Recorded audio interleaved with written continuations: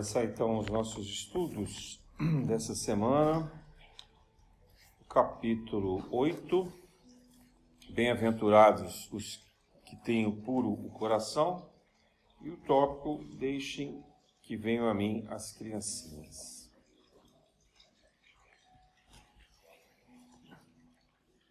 Bom, nós estamos nos capítulos que tratam sobre as bem-aventuranças, né?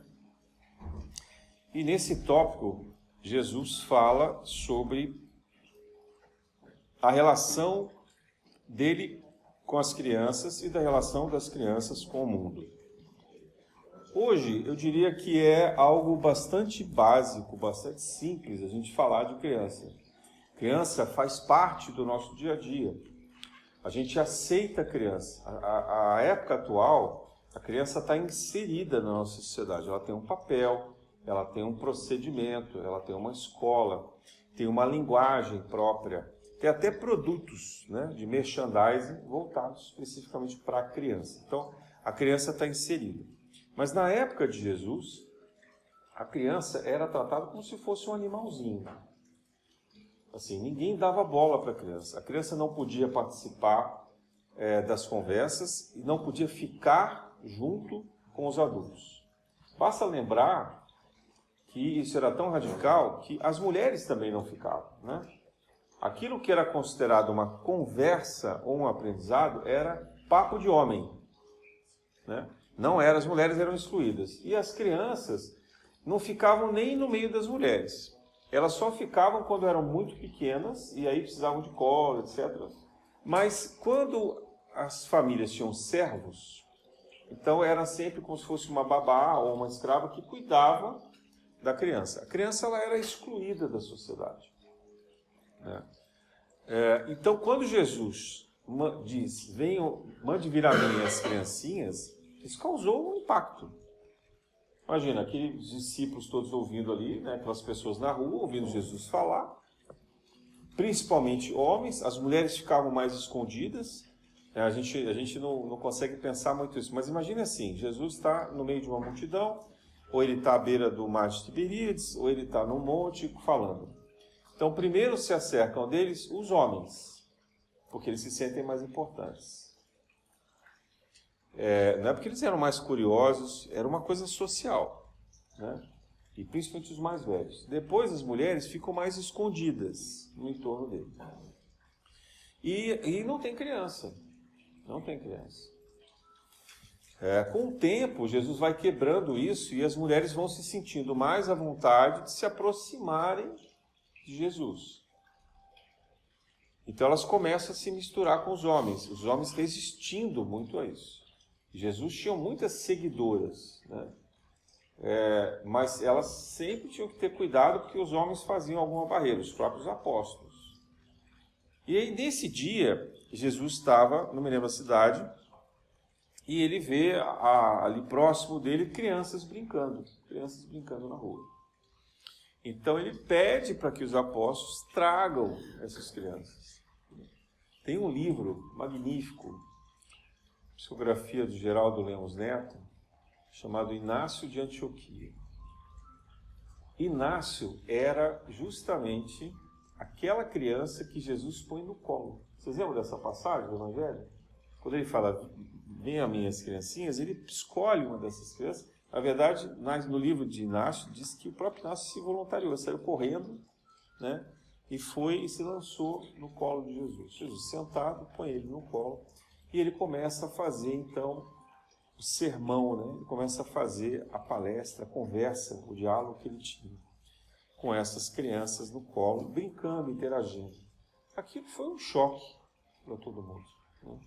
Como que ele, sendo um rabi, então um mestre, ia se dirigir às crianças. Um sacerdote do templo jamais faria isso. Um patriarca, que era o chefe da família, jamais se dirigia às crianças. Não tinha esse afeto que nós temos hoje, né? E se fazia isso, fazia escondido. E fazia isso com o homenzinho ali da casa, que era o descendente, por respeito a essa descendência. Mas Jesus nasceu e cresceu com Maria de Nazaré. Maria era um espírito maravilhoso. É um espírito maravilhoso. Já era naquela época. Então Maria, ao contrário de todas as outras mães, dava muita amorosidade para Jesus. Então Jesus já teve em casa o próprio exemplo. E ele, sendo muito inteligente, ele se metia nas conversas. Né? Os livros que a gente vê sobre a infância de Jesus, sobre a história de Maria, diz da dificuldade que ela tinha, porque virava e mexia, ele falava com essas pessoas, corria atrás delas. E a Nazaré é uma cidade muito importante na Galileia, naquela época, então, era uma cidade de passagem de comerciantes, de viajantes. As pessoas desciam no porto, próximo do mar, onde ficava a Fenícia, né, onde era o mar Mediterrâneo, e de lá, eles, em linha reta, eles vinham em direção ao mar de Tiberíades, passando ali próximo de Cafarnaum. Por quê? Porque eles traziam o comércio que era vindo do Mediterrâneo, traziam em carroças, né, para onde é o mar de Tiberíades, porque de lá colocava-se de novo num outro barco, e aí desciam o rio Jordão para fazer o comércio. Então, Nazaré era uma cidade, a Galileia, de modo geral, era uma região muito rica, com muitos comerciantes, uma região que foi, diz a tradição também, colonizada por aqueles que eram da religião dos druidas, né, a gente pode chamar de celtas, né, mas tinham vários nomes, que eram da Ásia Central, da Gália, da antiga Gália, migraram para lá por conta das perseguições de Augusto, vieram para a Galileia, se firmaram ali, então eram judeus, mas judeus com ligações com os druidas. Então trazem os costumes de serem mais afetuosos, de serem mais integrativos, mais ligados à natureza. Por isso que eles eram também chamados, muitas vezes, muitos deles, de nazarenos. Então tem o costume do cabelo comprido, a barba comprida e assim por diante. Tem várias características, não vou falar muito disso hoje. Mas o ponto é essa relação de afetividade que eles traziam. Então Jesus já tinha tido essa ligação com Maria. José também era, embora um patriarca tradicional, mas ele também é afetuoso, e a gente também tem livros que falam sobre a preocupação de José, por exemplo, de ensinar a Jesus o ofício, né, da carpintaria. E não era qualquer carpintaria, não. José era um artista maravilhoso, né, que dominava a arte da madeira, fazia peças maravilhosas. Toda aquela região buscava por José para poder fazer adereços para o templo, para os palácios, né, em todos os lugares, para os barcos e assim por diante. Então José era um carpinteiro, um marceneiro muito respeitado, conhecido pelo seu talento. E Jesus aprende isso com ele. Também há uma outra passagem, duas outras passagens que José demonstra muito cuidado com Jesus. Logo quando ele nasce, então Belém, depois a ida lá para o Egito, né, a fuga do Egito, ele protegendo. E quando Jesus se perde no templo, na verdade Jesus não se perdeu, né? Os pais achavam que ele tinha se perdido no templo. Então José se preocupa com ele, corre atrás, vai ver onde ele está, etc. Então José também, o pai muito afetuoso, também não era muito comum naquela época isso. Mas Jesus então quebra essa tradição da distância e traz as crianças para junto dele. Qual é o significado principal disso? Jesus quer mostrar a pureza do coração das crianças, a ingenuidade, a espontaneidade, o afeto, né? A afeição. Criança, ela chega em você, quem tem filho pequeno sabe como é que é isso, né? Já chega abraçando. Você chega da rua, a criança vem e pula no seu colo. É uma delícia, né? Quem tem neto sabe como é que é isso. Então, essa relação, depois vai virar adolescente, vai embora, não dá mais bola para isso, né? Mas quando é criança, é muito afetuoso. Que nem cachorro, já tem quem tem cachorro, sabe como é que é isso também. Cachorro faz a mesma coisa, né? Então, criança e cachorro tem uma relação, quer dizer, de ingenuidade, de espontaneidade, de um amor incondicional, né? Realmente de uma afeição muito grande. Então, Jesus resgata essa afetividade. E falar de amor, falar de afetividade é muito difícil para um povo que é muito duro consigo mesmo, né? A história dos judeus é uma história de sofrimento, uma história de sacrifício, uma história de dificuldades. Então, eles também vão construindo essa rudeza no coração deles, né? É tudo muito rude, é tudo muito bruto, né? É tudo muito formal, tudo muito severo. Então, Jesus vai quebrando isso por meio dessa afetividade. Como é que ele poderia falar de amor a Deus sobre todas as coisas e ao próximo como a si mesmo, se ele não colocar uma pitada de afeto, né? E a gente, muitas vezes também, não se dá conta do quanto esse afeto nos faz falta. Quantas vezes a gente se fecha para esse afeto, né? Quanto a gente vai criando uma casca grossa na gente, né? A gente vai ficando amargurado com a vida, com as dificuldades, com as penúrias, né? Com os sacrifícios que a gente é levado a fazer, com as doenças, e a gente vai construindo essa casca. Então a gente mesmo tem dificuldade de abraçar os nossos familiares, os nossos amigos, de dar um aperto de mão afetuoso, de olhar nos olhos de verdade, né? De compartilhar uma alegria, de celebrar um momento. Vou trazer aqui uma outra passagem, que é aquela em que Jesus transforma a água em vinho na celebração das bodas de Caná. Então Jesus, preocupado com a alegria, com a fraternidade, com a integração, com um momento de celebração, de descontração, né? Jesus, na última ceia, manda que José de Arimateia prepare no seu cenáculo uma ceia para... Era a véspera da morte dele, mas ele preocupado com os apóstolos, né?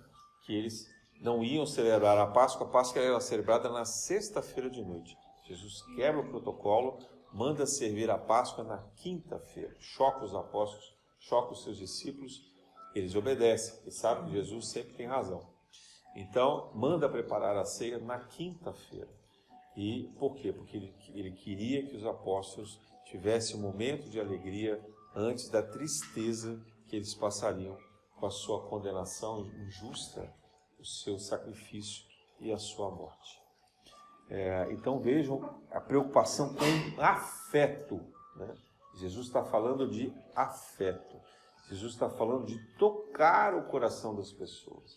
Ele está falando das pessoas se soltarem para essa afetividade, de darem uma oportunidade de viverem essa alegria espontânea com as crianças, de se deixarem livres para perguntar as coisas que são importantes, mas também de vivenciarem essa franqueza que as crianças têm, né?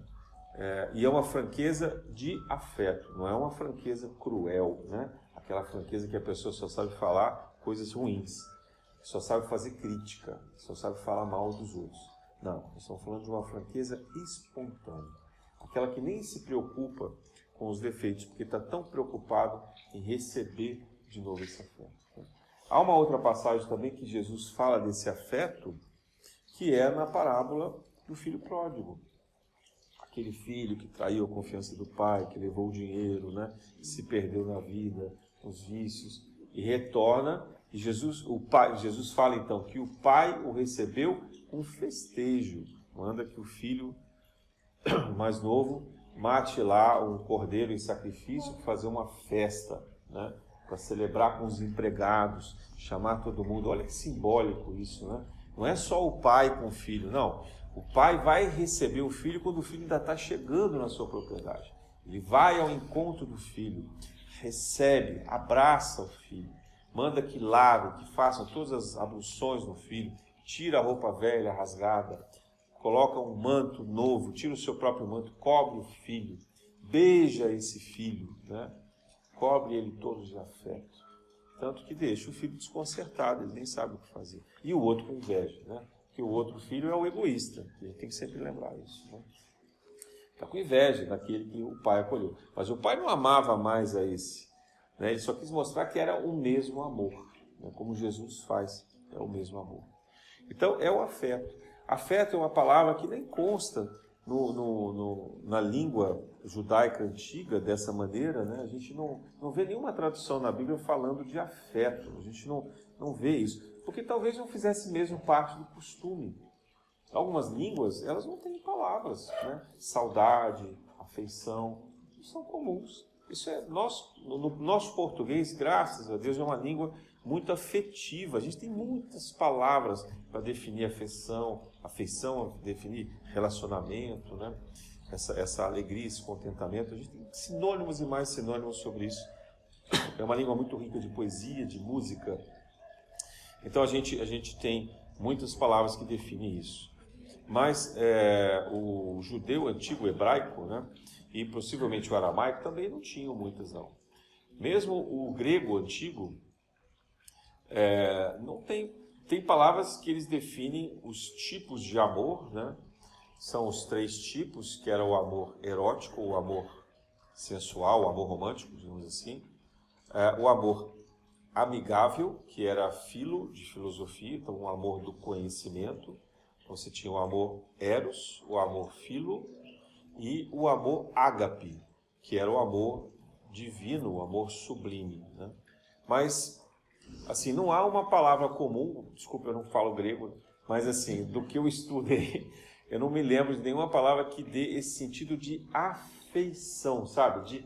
Desse acolhimento. Então, nos povos antigos, isso não tinha muito esse significado. Você tinha palavras que falavam do comportamento. Então, eu posso falar o que é um abraço, eu posso falar o que é um beijo, eu posso falar até o que é um gesto de uma mãe segurando um bebê. Mas quando a gente representa isso como a gente faz no português, né, desse carinho, por exemplo, a palavra carinho, né, é uma palavra típica da nossa língua, né? É uma palavra que quando a gente fala em carinho, todo mundo compreende o que é um carinho, né? O que é receber um carinho, o que é dar um carinho, né? Quando a gente fala em cafuné, por exemplo, cafuné não sei se tem em outra língua, cafuné é uma palavra linda, né? Você poder fazer um carinho no cabelo, na cabeça de uma criança, de alguém, né? Então, fazer um cafuné. Então, isso são coisas importantes da nossa língua. E que Jesus tinha muita dificuldade, porque na língua dele não tinha, né? Ele estava ali afegando, né? Fazendo um afago na cabeça daquela criança, mas não tinha possivelmente uma palavra. Quer dizer, o evangelho inteiro de Jesus, os 4 evangelistas não falam nada sobre esse afeto, né? Ainda mais um afeto em público, que não era comum. As pessoas, quando faziam afeto, faziam escondido. Ainda em algumas culturas é assim, né? Eu me lembro que eu participei de um curso numa empresa no Canadá. Nós brasileiros temos mania de querer abraçar, cara, dá um abraço, prazer e tal, né? E beija no rosto. E as mulheres ficavam horrorizadas, né? E pediram para a gente não fazer isso, né? Por quê? Abraçar e dar beijo é uma coisa que elas fazem com a família, com uma intimidade. Elas têm vários outros comportamentos que para a gente até podia ser vulgar, mas aquele não, para elas era um gesto nobre e íntimo, né? Imagina, e a gente brasileiro sai abraçando, beijando todo mundo, né? A gente tem essa coisa forte da afetividade. Então, para nós é mais fácil falar sobre isso. Então, esse gesto da criança, ele nos chama para essa afetividade, né? É uma afetividade desinteressada, obviamente, né? Nós estamos falando de uma afetividade que agrega, de fato, a fraternidade, que traz a pessoa para um espectro de carinho, de afeto, né? E mesmo que seja pelo olhar, mesmo que não haja o toque, né? E quanto a gente sentiu falta disso na pandemia, não é verdade? Todo mundo de máscara, né? Sem poder se tocar, né? Com a família, com as pessoas, nem um aperto de mão a gente dava mais. Ainda hoje, eu sinto assim que a gente tem muito receio de dar esse aperto de mão de volta. Por quê? Porque a gente descobriu que nessa mão tem germes, tem sujeira, né? A pessoa está na rua, passou no ônibus, né? Andou num carro, pegou, né, um pacote, enfim, tem sujeira. E aí a gente toca na mão, depois vai tocar no olho, no rosto, né?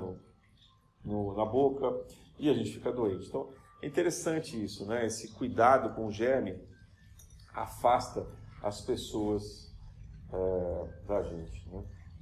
Eu me lembro que eu estava numa viagem para fora, foi lá para a França, Marco, vocês que moraram lá. E a gente comprou uma excursão de ônibus para ir para qualquer lugar ali próximo, né?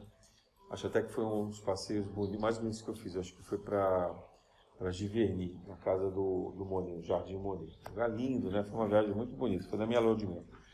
E aí, a gente na fila do ônibus não falava francês.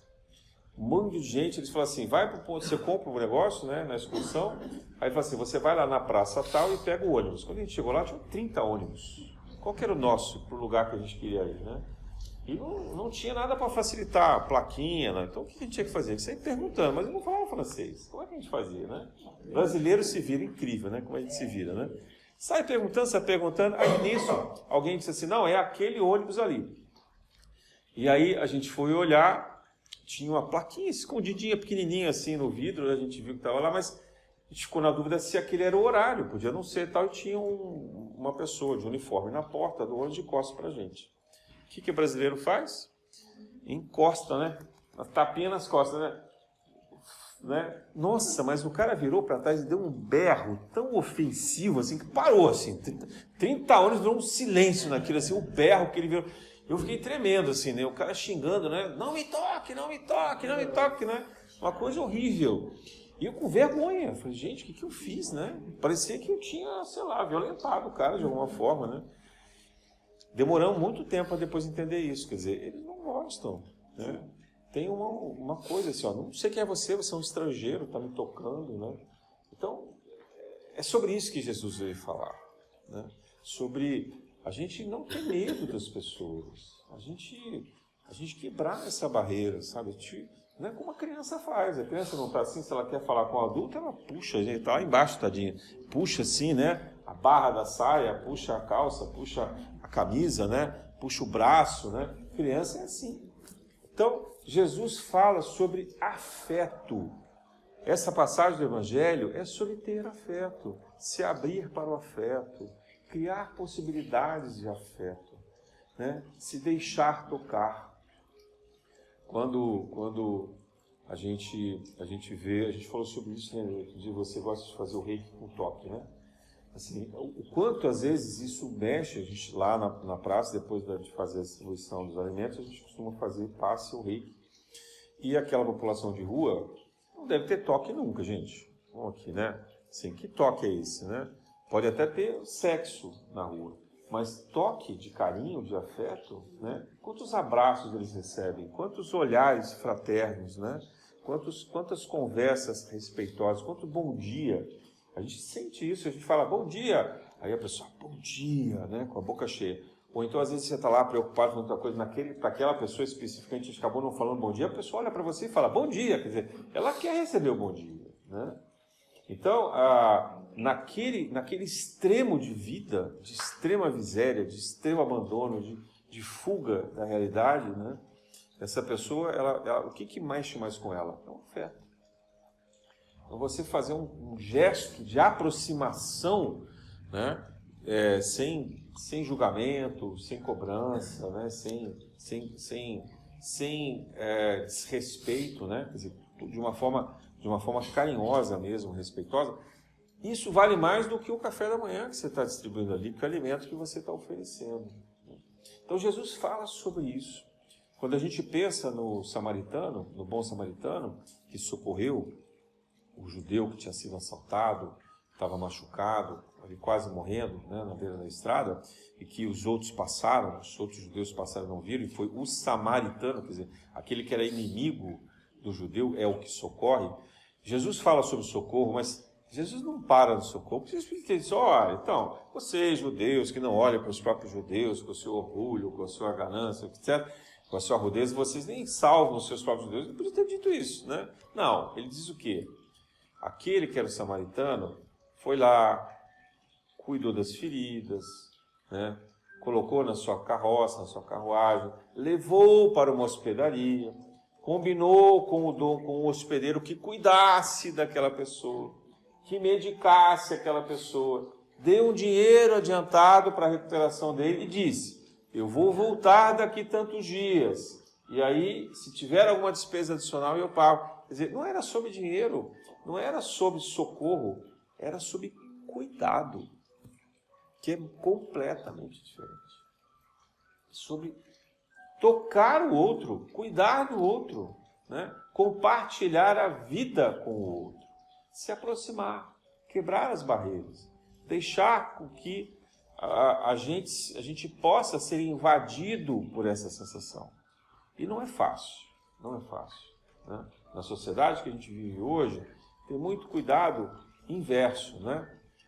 O preconceito, o racismo, o medo da violência, o medo do assalto, a sensação de invasão, né? O choque cultural mesmo. Você olha para pessoas, você não tem afinidade com ela, então você não quer, né? Que aquilo se deslogue numa conversa, né? Que aquilo vire uma intimidade, né? Então hoje as relações elas são virtuais. É mais fácil mandar um emoji, né? Eu fico vendo aquele assim, vários emojis assim, né? As pessoas adoram emojis. Coraçõezinhos, mãozinhas levantadas, beijinhos, anjinhos, florzinhas, copo e cola, né? Assim, cheio de figurinha. Nossa, você põe musiquinha aí, põe um gif ali animadinho, né? E manda vídeo, é uma beleza, né? Mas o afeto mesmo está onde? Né? Então é mais fácil, porque aquilo é plástico, né? Aquilo é virtual, aquilo está pronto, né? Está pronto aquilo, né? Então, e o afeto? Não tem afeto nenhum, gente. Isso não é afeto, isso não é afeição. Isso não é contato, isso não é relacionamento, né? A gente pode se enganar o quanto a gente quiser, mas isso não é de verdade, né? Então, você dizer eu te amo, eu te adoro, eu gosto de você. Eu não estou dizendo que o emoji não tenha seu momento, não. Eu também uso o emoji, né?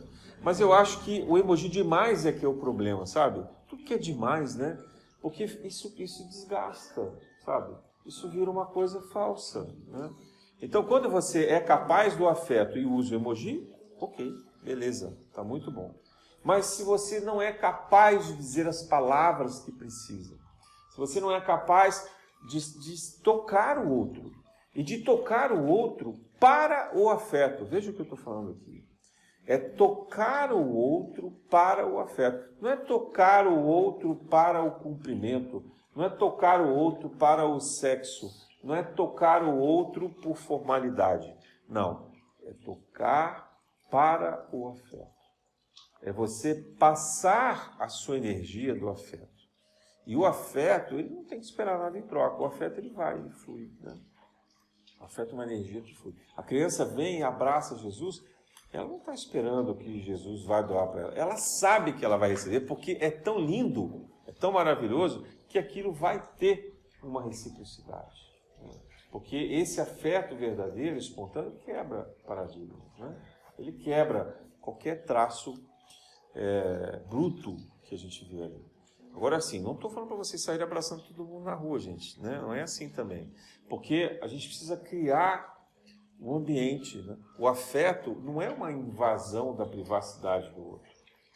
O afeto é a conquista, é a sedução pela bondade, pela amorosidade, pelo gesto genuíno. Então, o afeto, ele parte dos olhos, ele parte do sorriso, ele parte pelo gesto do corpo aberto, descompromissado, peito aberto, a postura aberta, né? Não adianta nada você ficar sorrindo para o outro e braço cruzado, perna cruzada, né? Então, esse gesto ele tem que ser verdadeiro. Ele, de fato, tem que ser algo generoso, né? Às vezes, o olhar e o sorriso já valem vários abraços. Então, nos dias de hoje, sorrir e olhar com generosidade, com afetividade, quebra muitas barreiras. Isso faz uma tremenda diferença. E eu percebo muito isso para com quem tem cachorro, né? Eu sempre falo isso porque eu tenho 2 cachorros, então é fácil falar. Toda vez que eu passei com os cachorros, eu sinto que as conversas fluem melhor. Porque às vezes o cachorro é o pretexto, até do sorriso. Aquela pessoa não sorri para ninguém, não cumprimenta nem o porteiro do prédio, né? Mas quando ela está com o cachorrinho, parece que ela se solta. E aí ela, para os outros cachorros, às vezes muita gente é assim, a pessoa nem olha para mim, mas para o meu cachorro ela sorri. Ela olha para baixo e quer só, faz uma gracinha, cumprimenta. O dono quer nem saber, né? Mas assim, falta mesmo, a gente vê que é sofrimento da pessoa, né? Ela tem dificuldade, não tem problema não. Mas aí eu tento bom dia, tal, faço um agradeço qualquer, porque a gente precisa quebrar isso, né? A gente precisa voltar a fazer as pessoas se comunicarem sem culpa, sem peso, sem dificuldades, sabe? A gente precisa, de fato, construir esse ambiente que é do afeto, né? O ambiente que é a produção desse olhar da criança. E é por intermédio da criança que a gente vai buscar em nós mesmos, nós vamos buscar em nós mesmos esses gestos desse amor, desse olhar, né? Já falei aqui algumas vezes, vou repetir, algo que eu gosto muito, que é o estudo de Lacan sobre a psicanálise, que ele fala do olhar da criança, o olhar da mãe para a criança. Olhar. Quando a gente fala mãe, né, pode ser o pai, pode ser a babá, aquela que a criança identifica, a pessoa que a criança se identifica cuidando dela. Aquele olhar, claro que principalmente é a mãe. É a mãe que amamenta, a mãe que cuida, a mãe que pariu, né, que cuidou. Mas esse olhar é um olhar cativante, né? É um olhar de entrega. Imagina o espírito ali, bebê. Ele não consegue fazer nada sozinho. Se não for alguém cuidar dele, se não der alimento, se não limpar, né, se não colocar para dormir, para arrotar, ele não vive, ele morre. Então esse espírito está entregue para aquela mãe, né, para aquele pai, depositando toda a confiança e a admiração e a gratidão profunda desse cuidado, desse afeto. E o espírito reproduz de que forma? Sorrindo, né? Brincando, coisa mais gostosa ver um bebezinho rindo, né?